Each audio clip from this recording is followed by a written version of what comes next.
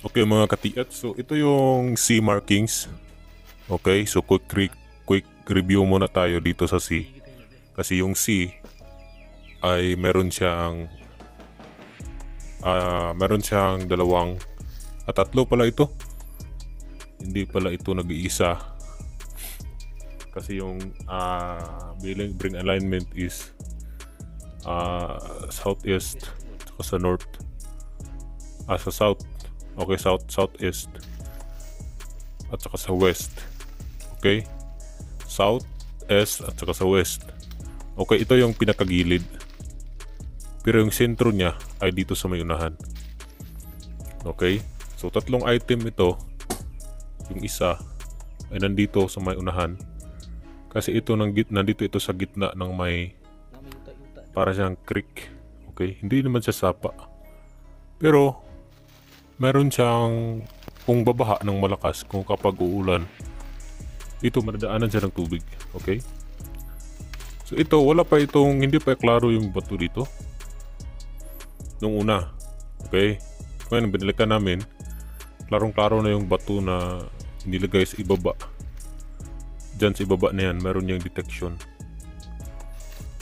So, dito lang talaga sa kanyang harapan yung detection. So in front, kung makikita natin sa C, di ba nakahiga siya? And then meron siyang butas na malalim sa kaliwa. So dito talaga bagsakan sa harapan. So klarong-klaro talaga na yan ay mga C. Dito meron siyang bato. Bato na nakalak. Okay, nagsisilbing lock doon sa ilalim para hindi magalaw ng tubig, para hindi rin mapasok. Halimbawa, butasan, kuna ng lupa, di ba mapasok dun sa ilalim. Kasyang-kasya yung isang katawan dito. Yan o. Mayroong inilagay sa gitna at doon nakalagay sa ibabaw yung C. So, napakagandang tingnan katiits, ano? Napakagandang design. Okay? So, yung deposito, para sa akin ito ay mahirap i-recover. Kasi base pa lang dito sa makikita nating mga bato, sobrang laki. Yang batong iyan, matatanggal natin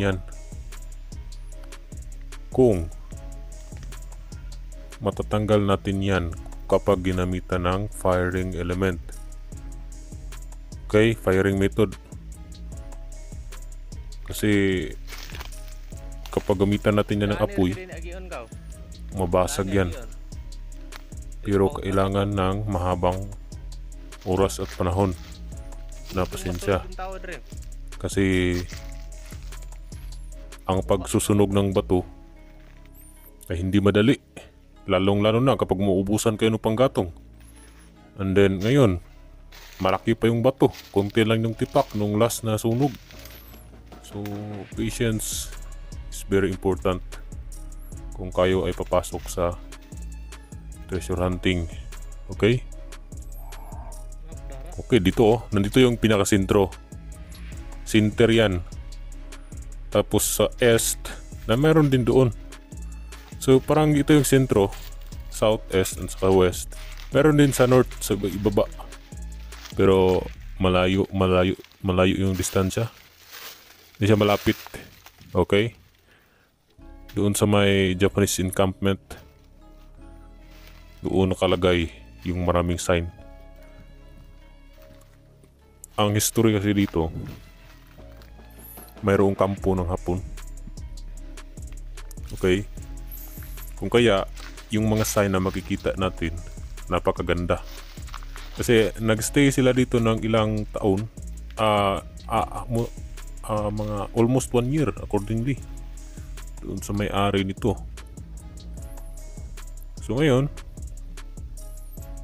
sa aba ng oras na kanilang pagtambay dito sa areang ito, so nakahukay talaga sila ng sobrang malalim, pulido yung cover, tsaka meron siyang mga maraming panligaw. Okay, yun yung mahirap ka hunters. Kasi yung mga panligaw nila ka hunters, nakarehistro yan sa mga locator at saka detector. Noong unang panahon, meron silang mga locator. Ay, walang locator pala, mga metal detector. Okay? Mga metal detector na ginagamit nila pang locate sa mga bomba. Okay?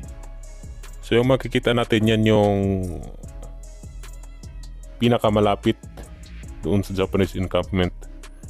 Yung hinarapan niya doon, mayroong bahay o barracks ng Hapon accordingly.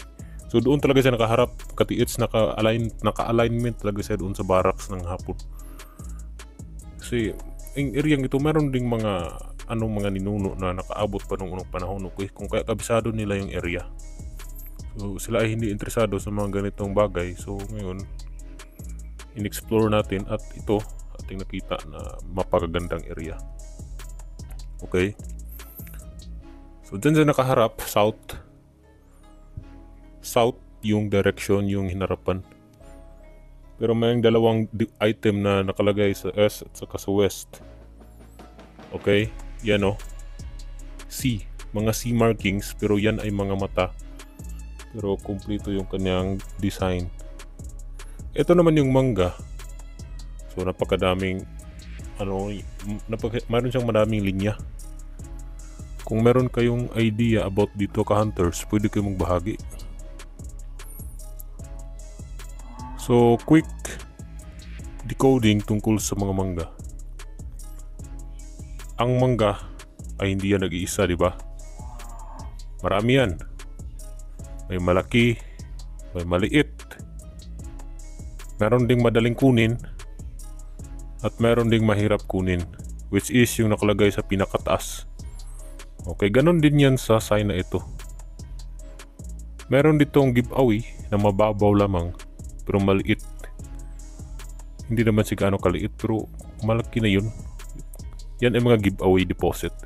Hindi malalim, walang cover at walang harang.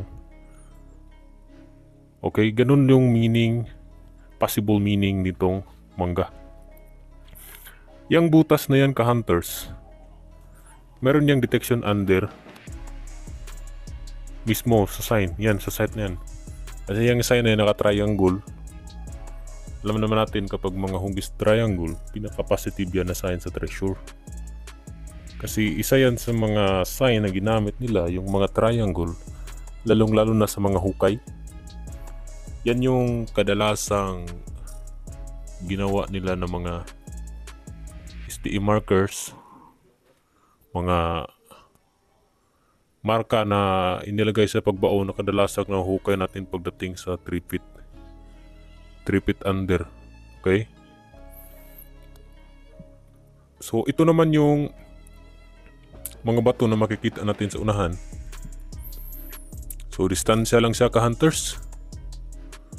Pero kung tingnan natin na maigi, ang hinarapan dito sa manga ay doon sa batong iyon.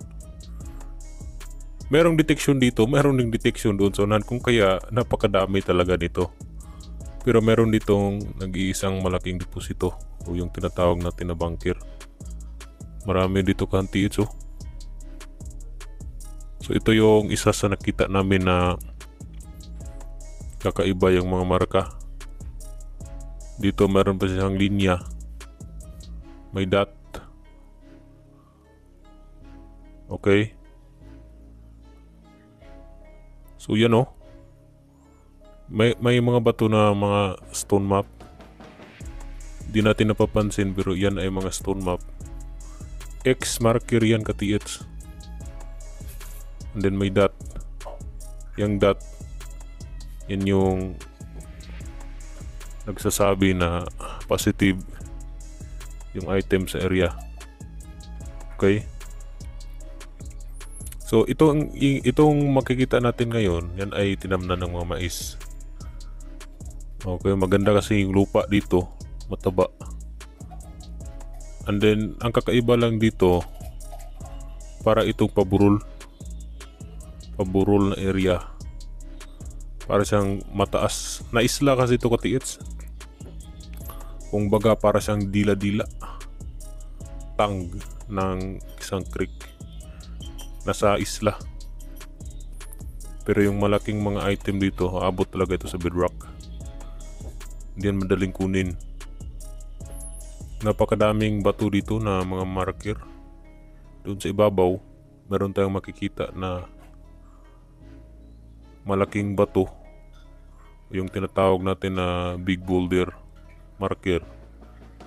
Yun ay nagpapahiwatig ng malaking deposito, which is yung bunker na sobrang lalim. Kapag bunker, abot talaga sa bedrock. Yung part sa lupa na hindi nagagalaw kahit sa lindol o sa tubig, kasi nandoon na sa pinakailalim. Mga bunker nagre-range yan around 50 to 60 meters above. Kung kaya yung ibang tunnel ay umaabot ng 600 to 400 feet kasi sobrang lalim. Yung iba may mga entrance, and then kapag ginawa ng detection, doon dadalhin sa bundok. So sobrang lalim kasi nasa bundok kayo nag-detect. Then yung may entrance and doon pala sa sapa sa may creek, tinabunan lang ng bato. So pag hinukay nyo ng vertical tunnel, pero yung tunnel ay naka horizontal, ay wala, sobrang lalim.